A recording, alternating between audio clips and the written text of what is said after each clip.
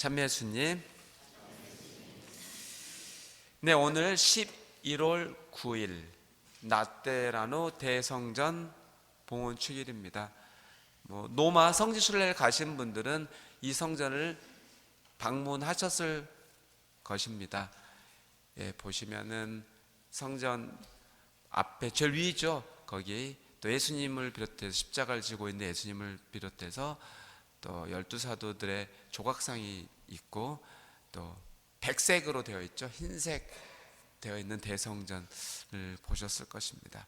그 대성전 봉헌 축일을 우리는 오늘 또 기념하게 됩니다. 로마에 유명한 황제가 있었는데 콘스탄티누스였죠. 313년에 밀비교 다리를 지나면서 전쟁에 승리를 하게 되는데 그때 밀라노 칙령이라는 것을 반포하게 됩니다. 그리스도교를 공식 로마 제국의 국교로 인정하게 되는 사건입니다. 그러면서 그동안 숱하게 많은 순교자를 배출했던 이 로마의 순교자 박해 시대는 끝이 나게 됩니다. 그리고 전쟁의 어떤 승리를 기념하고 또 그리스도교를 국교로 선포하면서 콘스탄티누스 황제는 자신의 별궁으로 썼던 이 라테나로 궁전을 그 당시 교황이었던 멜키아데스에게 기증하게 됩니다. 기증하고 나서 11년 뒤입니다. 324년에 이 성전이 완공되게 되었고 324년 교황 실베스테르는 이거를 봉헌하게 됩니다. 축성을 하게 되었다는 이야기죠. 이것이 현재 라테라노 대성전입니다. 성요한 성당이라고도 불리고 있습니다. 이후 교황들은 1000년 동안 이곳에서 살았으며 착좌식도 이곳에서 거행했습니다. 이런 이유로 라테라노 대성전은 16세기 말 베드로 대성전이 세워지기 전까지 로마에서 가장 중요한 성당이었습니다. 그래서 교회의 엄마라고 불리는 모든 교회, 전 세계에 있는 모든 가톨릭 교회의 엄마라는 호칭을 지금도 받고 있는 것입니다. 오늘 복음을 보시면 예수님께서 성전에서 장사하는 사람들 그리고 환전꾼들을 내쫓으시며 이것들을 여기에서 치워버려라, 내 아버지의 집을 장사하는 집으로 만들지 마라 호통치십니다. 게다가 살벌하게 채찍을 만들어서 휘두르면서 땅에 내려치시면서 좌판도 뒤집어 엎어버리십니다. 도대체 예수님께서 왜 이렇게 참을 수 없는 큰 분노를 느끼셨으며 또 과격한 행동을 보이셨을까요? 많은 분들이 그런 질문도 합니다. 예수님답지 않는 행동이시다. 온화하신 분, 늘 자비하신 분, 또 용서하신 분이 너무 이 모습을 보면 예수님답지가 않다고 이야기합니다. 근데 왜 이렇게 화를 내셨을까요? 그 이유를 찾아보도록 하겠습니다. 성전에 소와 양 그리고 비둘기와 환전상들이 있었던 이유는 다음과 같습니다. 이스라엘 백성들은 하나님께 제사를 꼭 바쳐야 됐는데 그냥 제사를 바치려면 돈을 내는 게 아니라 소나 양 그리고 가난한 사람들은 비둘기를 희생 제물로 바쳤던 것이죠. 그러니까 당연히 집에 내가 소, 양, 비둘기가 없다면 어떻게 해요? 그거를 성전에서 사였어야만 됐었습니다. 또한 성전에서 헌금을 할 때는 우리가 낼 수 있는 이거 달러 같은 걸 낼 수가 없는 거예요. 성전에서만 쓰였던 특별한 동전이 있었습니다. 그것을 환전해서 냈어야만 됐던 것이죠. 우리 세상 사람들이 쓰고 있는 이 속된 동전을 하나님께 바칠 수는 없다는 그 이유 때문이었습니다. 그러니까 당연히 환전상들이 성당 마당에 좌판을 벌려놓고 있을 수밖에 없었던 것이죠. 대부분의 모든 사람들이 환전을 하였기 때문입니다. 이러한 사정으로 인해 성전에는 많은 장사꾼들과 환전상들이 몰려들었고 이 광경은 너무나도 일상적인 모습이었습니다. 성전에서 장사를 하다 보니 시끄러울 수밖에 없겠죠. 얼마 흥정해야 되니까 깎아주세요. 또 소, 양이 있습니다. 그러니까 어떠겠어요? 이 가축들이 싼 배설물 있잖아요. 똥 오줌으로 악취가 진동을 하고 냄새도 고약했던 것입니다. 여기에 그치지 않았던 거예요. 성전에서 환전을 하려면 그냥 아무나 할 수 있었던 게 아닙니다. 죄관장들에게 자릿세를 내고 환전을 할 수가 있었던 것이죠. 그러니까 어떻게 돼요? 내가 거기서 좀 환전 좀 해보려고 그러면 그냥 되겠어요? 죄관장들에게 또 물밑거래를 하는 거죠. 청탁 같은 것을 할 수밖에 없었던 것입니다. 이렇게 기도해야 할 거룩한 성전이 짐승들과 사람들로 인해 더럽혀진 것을 보시고 예수님은 참으실 수가 없었던 것입니다. 그래서 예수님답지 않은 과격한 행동을 보인 것입니다. 자, 우리는 이곳 기도하는 집 성전에 지금 앉아 있습니다. 근데 어떤 분이 저번 주에 저한테 고민 아닌 고민을 이야기하시더라고요. 제가 이제 그런 이야기를 했죠.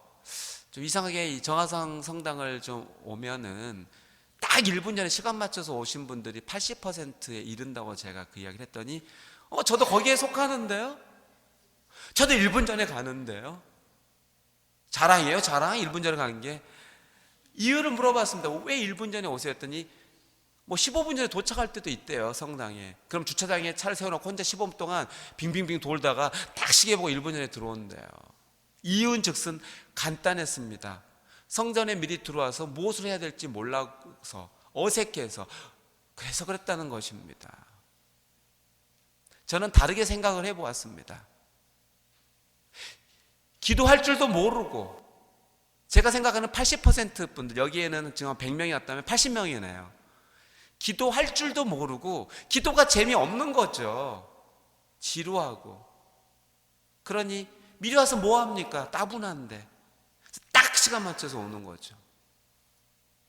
혹시 그 이유가 아니라고 저는 딱 시간 맞춰서 온 이유가 이것 말고 다른 게 있다면 미사 후에 저의 멱살을 잡아줘도 상관이 없습니다. 저는 그 이유 외에 다른 이유가 없다고 보기 때문입니다. 그래서 그분이 부탁을 하더라고. 그러면은 제가 한 30분 전에 갈 수도 있고 15분 전에 갈 수도 있는데 그때 무엇을 해야 하는지 좀 알려주실 수 있냐고요. 친절하게 알려드렸죠. 근데 너무 좋아하는 거예요. 그래서 자기는 다음 주부터는 미리 가서 그렇게 할 수 있다고. 이제 자기는 1분 전에 갈 필요가 없게 됐다고 합니다. 그래서 여러분에도 그걸 소개시켜 드리고 싶습니다만 싫어하시는 분도 계실 것 같기도 한데 혹시 알고 싶으세요?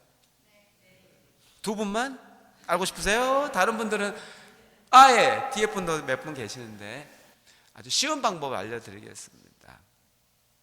저는 그렇게 생각합니다. 15분 전, 적어도 미사 시작 전 15분 전에 성전 입구에 도착하시는 게 좋습니다.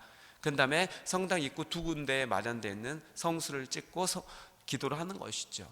주님, 이 성수로 세련청을 새롭게 하시고 마귀를 몰아내시며 악의 욕을 물리치셔서 거의 붙어 있습니다. 기도문을 못 여우신 분이 계시기 때문에 우리가 살아왔던 이 세상 안에 속된 곳에서 성스러운 공간으로 들어오면서 성수를 찍으면서 깨끗하게 우리 영혼을 정화하는 작업을 한번 거치게 되는 것이죠.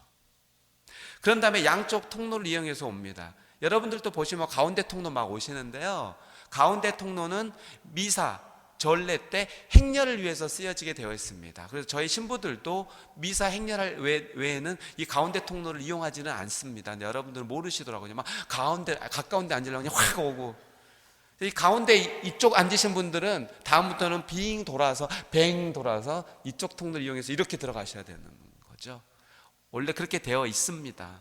그러나 다리가 아파서 너무 멀다 하시면 할 수 없죠. 가운데 통로를 이용하시면 됩니다.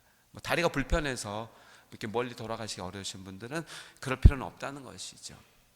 그렇게 해서 자리에 자기가 원하는 자리들이 있으시잖아요. 오셔서 장궤를 하십니다. 장궤를 하고 성부와 성자와 성령의 이름으로 아멘. 저 같은 경우는 먼저 주모경을 바칩니다. 주님에게도 성모송, 영광송을 바치게 됩니다. 그런 다음에 이 감시를 바라보면서 예수님께 감사의 기도를 드립니다. 예수님, 저를 이곳에 초대해 주셔서 감사합니다. 제가 주님 앞에 부족한 제가 겸손되게 무릎 꿇고 이렇게 당신을 찬미할 수 있음에 감사드립니다. 일주일 동안 저에게 베풀으신 은혜가 너무나 많습니다. 거기에 감사드립니다. 늘 저한테 저의 옆에 계셔서 감사합니다는 이 감사 기도를 자유롭게 바치는 겁니다. 틀이 정해지지는 않은 거죠. 예. 감사와 찬미 기도를 바친 다음에 장계를 푸시고 자리에 편안하게 앉으시면 됩니다. 이때부터 이제 여러분들은 일주일 동안 있었던 것, 오늘 기준으로 보면 이제 월, 화, 수, 목, 금, 토 6일 동안 있었던 일들을 예수님과 나누게 됩니다. 첫 번째는 두 가지에서 세 가지 정도 가장 인상적인, 예수님께 내가 자랑할 만한 있는 것을 자랑하는 것입니다.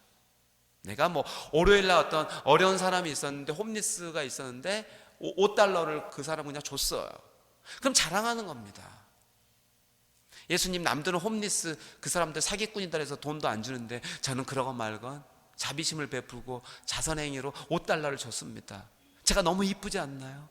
예수님 그렇죠.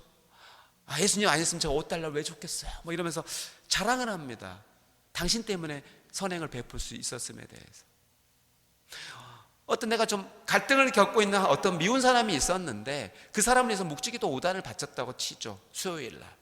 그럼 그걸 또 봉헌합니다. 주님, 정말 그 사람 제가 미워하고 다툼이 있어서 정말 싫은데도 그 사람의 영혼 구원을 위해서 제가 묵주기도 5단을 바쳤습니다. 그때 마음이 조금 풀리는 것도 있었는데 정말 자랑스럽지 않은, 미운 사람을 위해서 기도할 수 있는, 제가 감히 어떻게 할 수 있었습니까? 그러면서 여러분이 정말 그리스도인답게 행동했던 것들이 있었을 때 그거를 예수님께 자랑하시는 겁니다. 그런 다음에는 이제 반대로 넘어가죠. 두세 가지 좀 부족했던 것에 대해서. 주님께서는 복음 말씀에서 이렇게 살라고 저렇게 살라고 말씀하셨는데 그렇게 살지 못한 게 있습니다.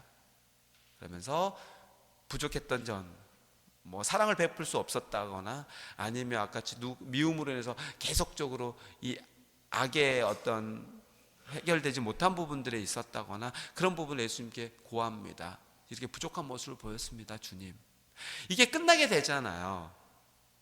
그러면 어떻게 돼요? 잘했던 것은 다음 주 돌아오는 주에도 잘한 건 계속 더 잘할 수 있도록 주님 도와주시고, 부족했고 못했던 분들은 주님 끊을 수 있고 다시 반복적으로 하지 않도록 도와주십시오라는 기도를 바칩니다. 그 다음에 여러분이 가장 좋아하는 기도 있으시잖아요. 청원 기도. 돈 많이 벌게 해주세요. 나 건강하게 해주세요. 청원 기도를 바치게 됩니다. 그러면은 10분에서 15분이 흘러가게 되죠. 그때 시간이 만약에 남게 된다면 매일 미사책을 꺼내시고 복음서를 읽게 됩니다. 오늘 요한복음 2장을 들으셨는데 복음을 한번 쭉 읽어보시고 또 시간이 남으면 2번에서 3번 읽어보시고 여러분 마음에 와닿는 구절이 있다면 그 한 구절에서 머물게 됩니다. 그리고 여러분 나름대로 생각나는 게 있으시는데 그 생각을 하시고 미사 때 저 신부가 뭔 소리를 하나 강론 때 그거랑 비교해 보십니다. 나는 이런 생각이 드는데 신부님은 저렇게 말씀하시는구나 하면서 비교를 하면 강론이 또 훨씬 지루하지 않을 수 있습니다. 그런 방식으로 한다면 15분 훌 지나갑니다. 어렵지 않으시죠? 혹시 다음 주에 오시게 된다면 그런 방법을 하시면 좋겠습니다. 다음 주 주일 새벽 미사도 제가 봉헌하게 되는데요. 제가 다음 주에는 한 30분 전, 어쨌든 6시 한 20분에서 30분에 고해소에 앉아 있겠습니다. 오늘 딱 한 분이 와서 보셨는데요. 여러분 대림절 가까워 오고 있잖아요. 그래서 미리 좀 양심성찰하시고 다음 주에 고해성사 30분 전에 줄 테니까 고해성사 보실 분들은 다음 주에 보셨으면 좋겠습니다. 잠시 제가 알려주는 방법을 통해서 묵상하는 시간을 갖도록 하겠습니다.